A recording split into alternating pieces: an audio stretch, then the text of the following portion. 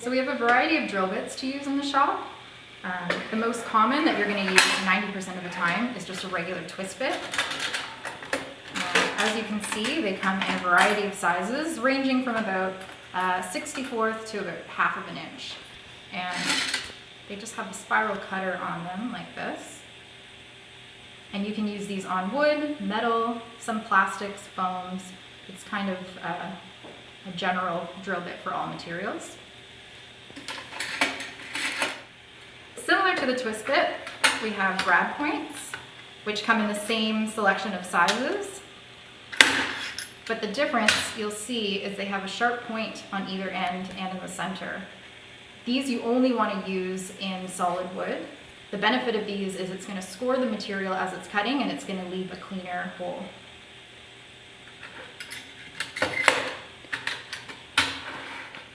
Next up we have a spade bit. Again, they come in a variety of sizes. These don't leave the cleanest finish when you use them. They're really good for softer woods like pine, if you just need a really quick hole for a mock-up or something like that.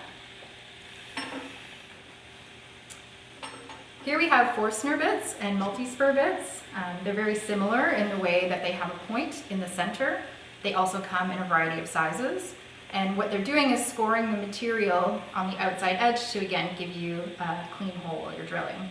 You really want to make sure you only use these in the drill press because they're not safe to use in the hand drill. One of the main reasons is as you're drilling, that center point, because it's so small, can shift and then it kind of drifts and moves around and you could easily cut yourself and have an accident. We have 3 different drill presses in the studio. This one is the Rockwell Delta. They're all pretty much the same, but they have some slight differences that we'll go over on each individual machine. First, I'm going to show you how to insert your drill bit. So this is the chuck, and if I turn this, you'll see the jaws. There's 3 jaws. They start to come out and they close up as I tighten that. So what I'm going to do is open it wide enough that I can just fit my drill bit in. And we're just going on the top part of the drill bit. You don't want to clamp down on the cutter. So I'm just going to place that in and I'm going to hand tighten it. And what I'm going to do is grab the chuck. This is the chuck key. And there's 3 holes on the chuck. So I'm going to put the chuck key in the chuck and give it a nice tight turn. And I always do too, just to be safe. And now that's nice and secure and I'm ready to go. You never want to just hand tighten it because the bit will come loose and fly out while you're trying to drill a hole in your material, which is very dangerous. So now I can use the handle here and bring it down. And I want to make sure that the bit is over this hole in the center of the bed of the drill press. If not, if it's over the metal, then it can damage the bit if it hits metal, if it goes through our material. So you want to make sure it's just over the opening. You never want to drill right onto this bed. You want to use a backing board, just a scrap piece of material that goes on the bottom. And that's always going to be clamped in place. And I'm going to use 2 clamps. Because what can happen is if I use one, if something catches, it can still pivot off that point.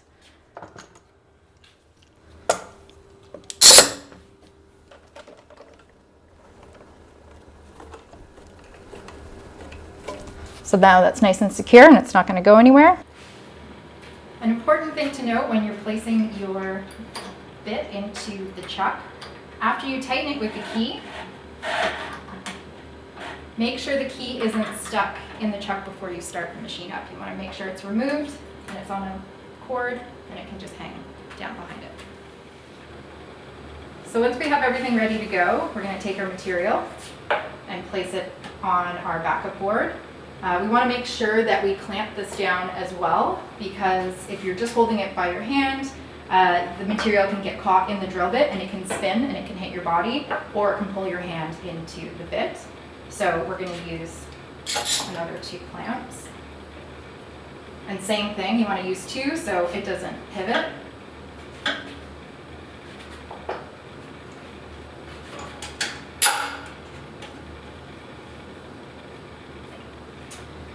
And once I have my mark placed on my piece of material, what I can do is use this little arm here, and I can lock it into place, and that holds the chuck and the bit in position, so I can do some fine tuning if I need to get it a little bit closer. And then once I'm ready to go, I can lift that up again.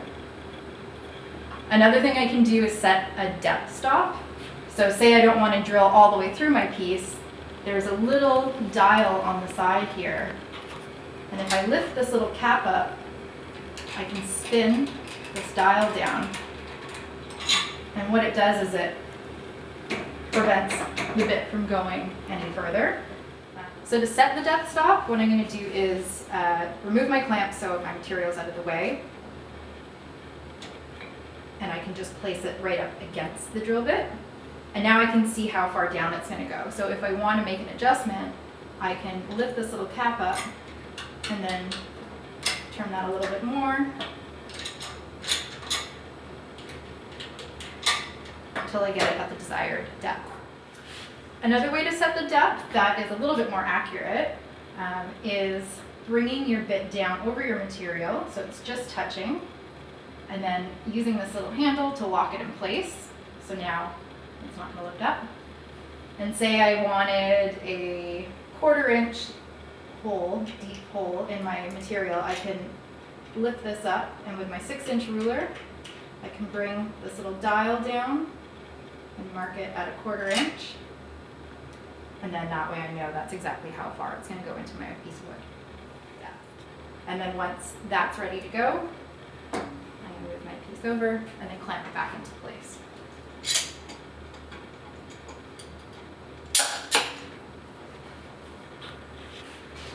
Once I'm ready to go, I'm going to make sure that my hair is tied up. If you have long hair, you don't want to have a long ponytail because it's really easy, even a long braid, it's easy for your hair to get caught in the blade, so make sure it's really tied up. Safety glasses, and I have nothing loose on my arms, like a shirt or jewelry that's going to get caught in the way. And then once I'm ready to go, the on and off switch is over here, so green for go. Once the machine's on, I can now change the speed. You don't want to change the speed on this machine while the machine is turned off. Because of the size of this bit, it's pretty small, so I can go to a higher RPM, around 900. The larger the bit, the lower RPM you want to use. So with both hands, I can use this and bring it up. Right there. Now I'm ready to go. I'm just going to bring this down. If I want, I can use 2 hands. And I'm just going to come up a little bit and then push down a little bit further. So now I've changed the bit. We have a Forstner bit in the chuck. And what I'm going to do is I'm going to drill all the way through my material.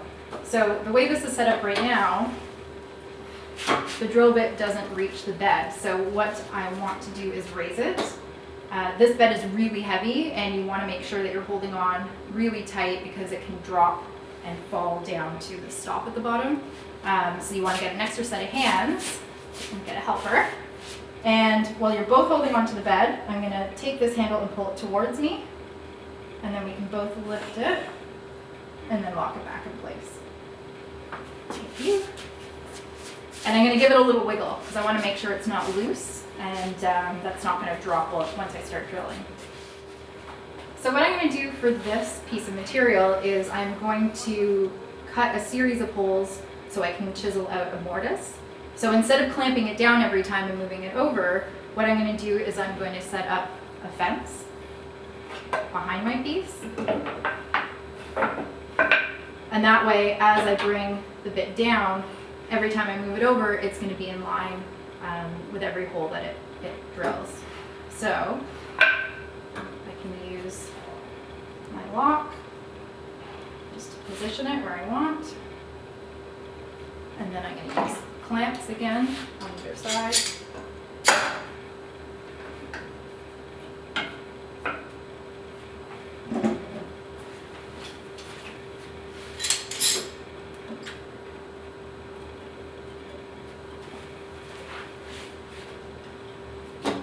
So now what happens is I can use my hand to hold this in place, and if it catches, it's going to hit this back fence instead of spinning all the way around and potentially hitting me. For this setup, what I'm going to do is drill all the way through my piece of material. And so I've reset the depth stop so it just goes about 1/8 of an inch into my backing board. I don't need it to go all the way through. It could potentially go and damage the metal base, especially with a wider bit like the Forstner bit, and we want to keep that tip nice and sharp. So it's only going through a little bit. When I start drilling, I'm going to hold this down with my hand. I don't want to have it really close to the drill bit because that's dangerous if my hand slips. So I can hold my hand off to the side here. If you're not totally comfortable holding this with your hand, you can use an extra clamp.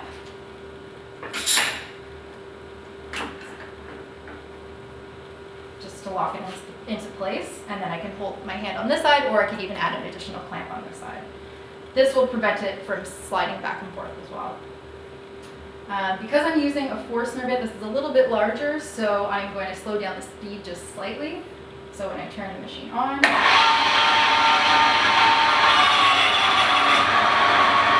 my speed. Now, making sure this is held in place.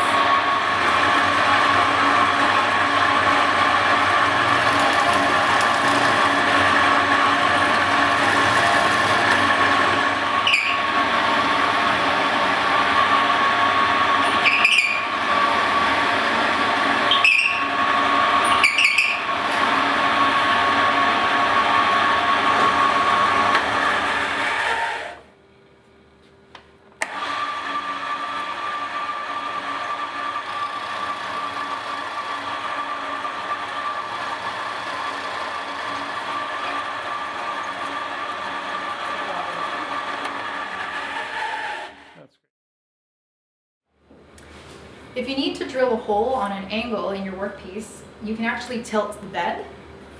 The tilt box is a really handy thing to use. It's magnetized, so it sits on the bed. We're going to set it to 0. And now I can change the angle. Underneath the bed of the drill press, you'll see there's a pin. This locks it in place at 90 degrees. So what we're going to do is remove it. You might have to wiggle it a bit. And there's a nut underneath for the wrench that's just hanging by chain.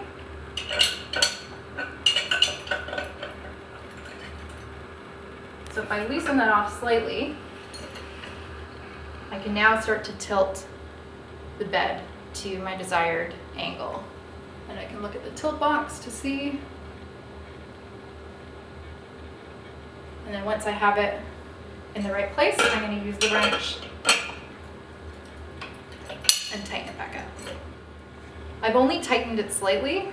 Now what I can do is I can take a rubber mallet and just really lightly tap the bed until I get it right in place.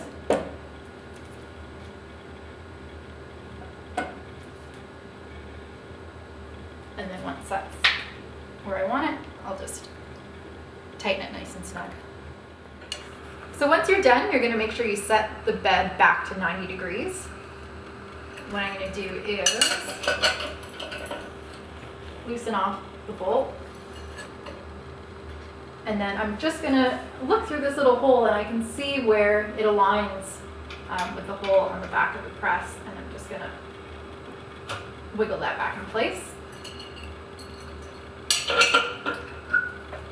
And now I can tighten that back up.